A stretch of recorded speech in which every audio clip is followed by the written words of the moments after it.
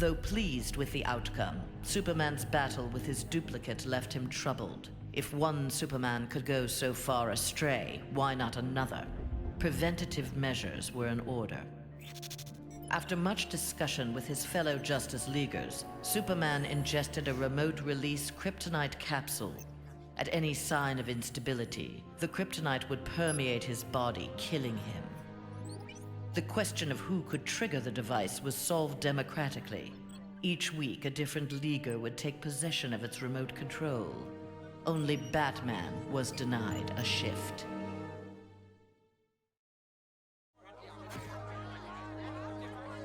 Following the battle to liberate Earth, Batman learned that Luthor had bequeathed his massive fortune to Bruce Wayne. He now had the means to rebuild Gotham and Metropolis. The city's residents, inspired by their hero's efforts, adopted the slogan, "We are Batman." They contributed countless hours to their community's renovation and crime prevention. The Batman of old would have stubbornly assumed these tasks alone. The post-One Earth Batman, having been rewarded for his trust in others, enjoyed his city's renewal and his role as its benefactor.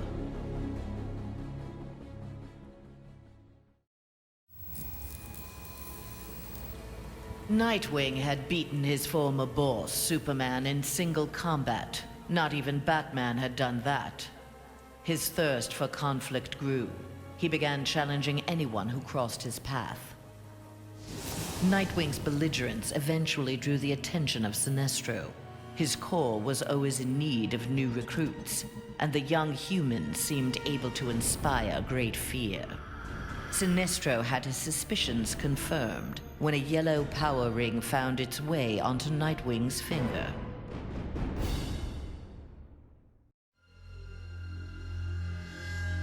Flash had taken down the High Counselor, but the atrocities he had abetted during Superman's regime continued to haunt him. His shame eventually drove him into exile. Whether wishing to make further amends or simply unable to stop himself, Flash continued to use his powers in the pursuit of justice. Rumors of a mysterious red streak of energy that would set upon and incapacitate criminals circulated throughout Central City. While only some deduced his true name, most felt gratitude and affection for the new hero they called the Ghost.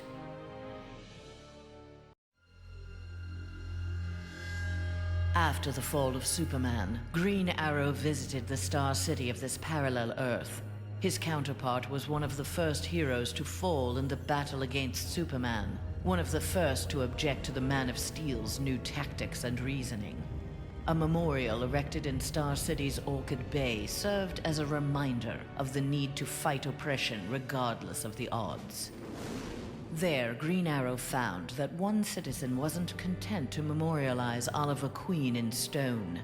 With Green Arrow's training, a new archer, dressed in crimson, took up the fallen hero's mantle. Let Star City's criminals beware.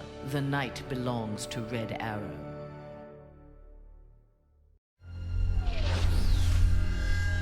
After Superman's defeat, Cyborg led the assault on the Fortress of Solitude to flush out remnants of the High Counselor's regime.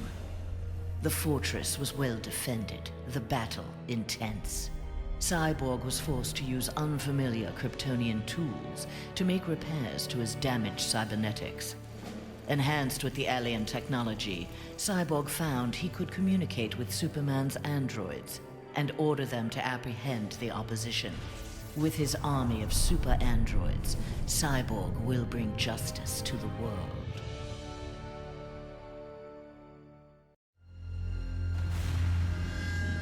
Wonder Woman returned home to find her dimension in ruins. Aware of Superman's despotic rule of the parallel dimension, the gods of Olympus vowed to preemptively eliminate the metahuman scourge from their world. Under the direction of Zeus, they hunted down and eliminated nearly all superpowered mortals. All that remained to oppose them was Themyscira. Wonder Woman and her Amazons fought back against the Olympians with unrelenting courage. Despite heavy losses, Wonder Woman's forces ultimately prevailed. They took reign as the new Olympians, ushering in an age of peace and prosperity.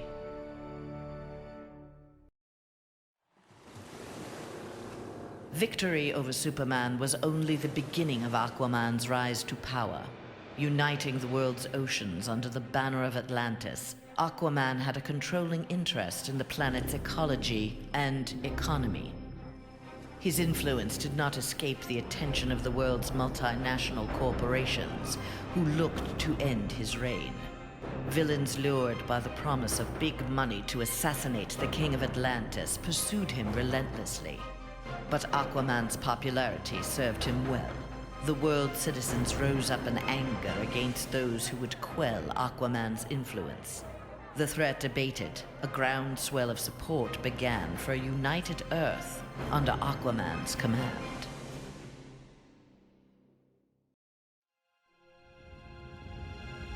Winning the battle with Superman cost Raven dearly. The amount of demonic energy required overwhelmed her. After regaining consciousness, she looked around warily. Her immediate surroundings were a hellish ruin.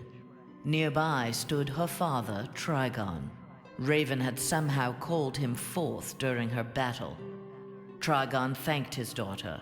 He then summoned an army of demons and set out to destroy the rest of the planet.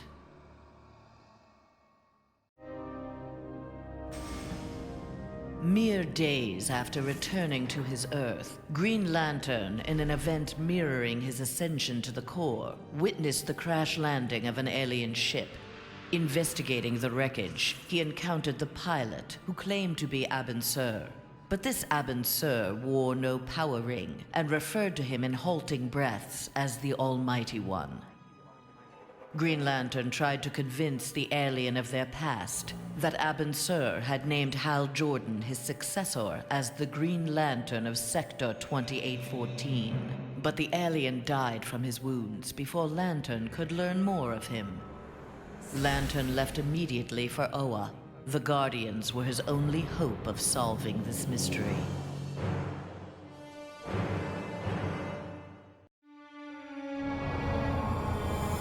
Following the events in the parallel dimension, Shazam's fellow heroes returned home. But an alien virus contracted during the transfer created in them acute mental instability. They turned on their fellow crime fighters in a deranged fury. Alone and desperate, Shazam shared the power of the Word with his adopted brothers and sisters. Their purity of heart gave them courage. The army of Shazam incapacitated the former heroes. Eventually, they took the place of the Justice League as primary defenders of Earth.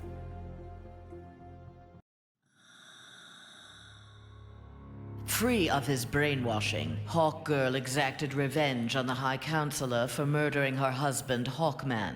She was nevertheless sent to prison for her role in the regime. One night, she awoke hovering above her cot, glowing with eldritch light. An instant later, she stood at the bottom of a shallow crater. There, she found the source of the light, a meteorite of pure nth metal. As she touched it, the meteorite sprung to life, encasing her in nth metal.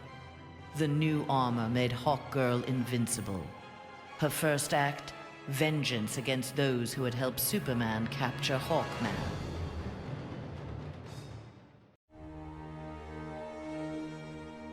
Though he had failed to elevate the Joker clan's status, Joker was convinced a similar organization could be successful in his dimension. Joker used a series of devastating terrorist acts to frighten the populace, then convinced the more gullible among them that he was the path to security. The new Joker clan soon had millions of members worldwide and committed regular anti-government attacks, wreaking havoc on the global economy.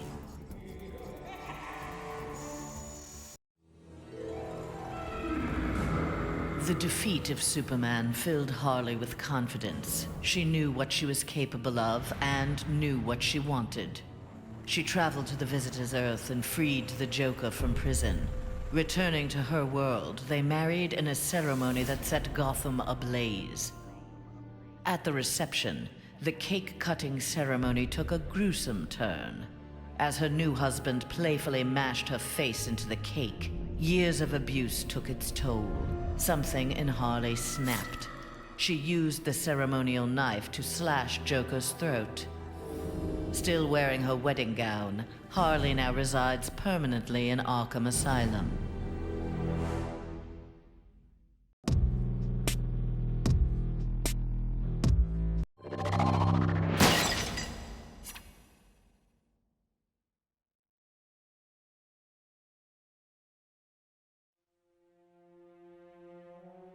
The battle over, Grundy eluded capture and returned to his swamp to heal his wounds. During regeneration, Grundy found he could channel the elemental force of the Red.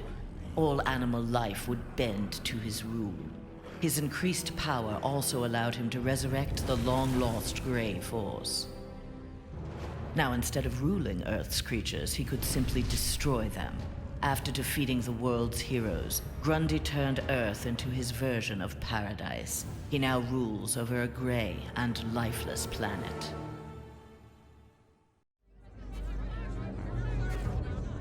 A win against this world's Superman was greatly satisfying, but its aftermath would be sweeter still. Luthor had traveled to this dimension to convince its residents that he was their Luthor, who had miraculously survived the High Counselor's globally televised attack on him. Beloved before, the triumphant Luthor was now worshipped. He was elected President of the United States, but soon looked to further consolidate his power.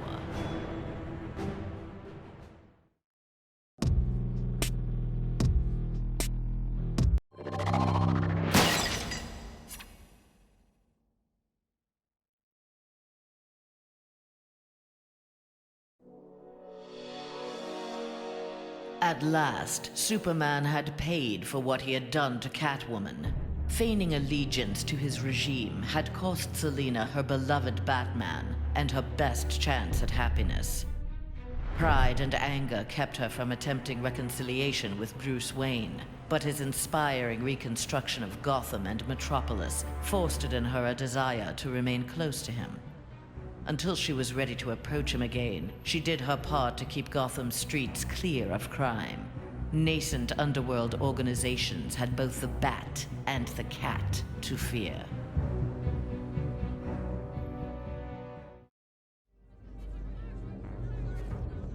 With Superman's regime toppled, new governments formed to take its place. New governments meant new customers for Deathstroke, and business was booming. Soon there were more assassinations to carry out, revolutions to aid, and unrest to create than he could manage on his own. The One Earth regime's elite troopers, having committed atrocities in Superman's name, had gone into hiding from a populace bent on revenge. Impossible for most to find, but not for Deathstroke. Recruiting these renegades, he formed the New Titans, the world's premier political assassins.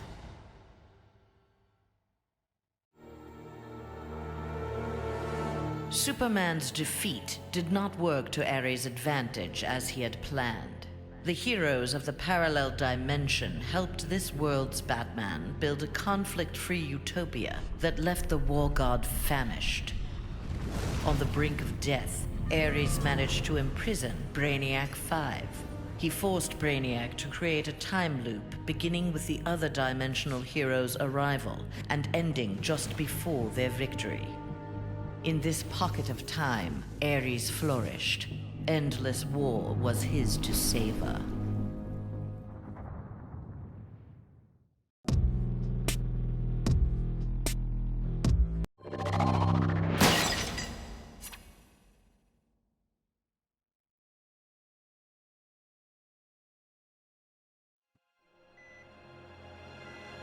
Killer Frost reveled in her victory, but her overconfidence betrayed her. Seizing the opportunity, agents of Star Labs captured her. Their scientists harnessed her freezing power in order to fortify the world's polar ice caps. But Star Labs underestimated Frost's abilities. Turning on her captors, she froze their facility and eventually the entire Western Hemisphere. The survivors now struggle to overthrow the self-proclaimed Ice Queen.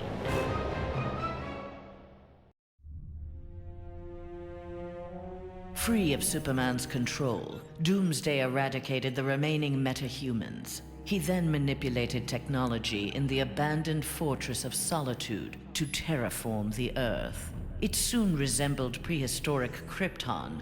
At last, it felt like home. After a few years of exterminating humanity at his leisure, however, Doomsday needed a challenge.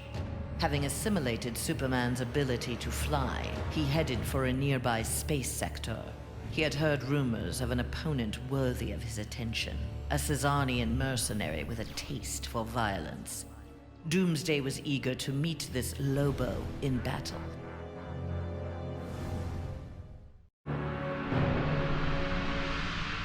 When Superman's One Earth regime proved to be a failure similar to his on Korugar, Sinestro retreated to deep space to ruminate on its demise. Fear had long seemed the most powerful of the emotions with which to bring order to the universe, yet it had not been enough.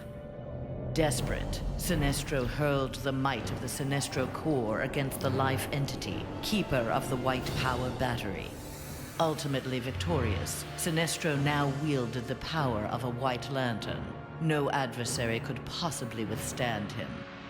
The light of the Green Lantern core would be the first he would extinguish.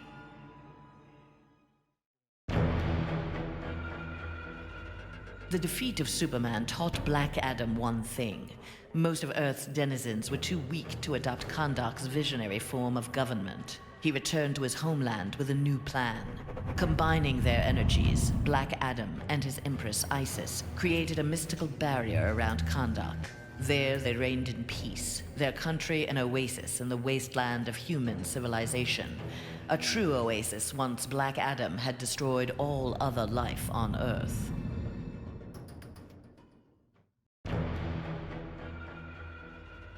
Superman had been a fool to believe Bane would willingly accept a subordinate role in the One Earth government. With the High Counselor out of the way, true leadership could begin. Bane found in Sinestro and Black Adam inspiring examples of ruthless, absolute authority. They reciprocated his regard for their talents. The three former villains regained control of the planet and formed a ruling triad that would be uninterrupted until the next phase of Bane's plan.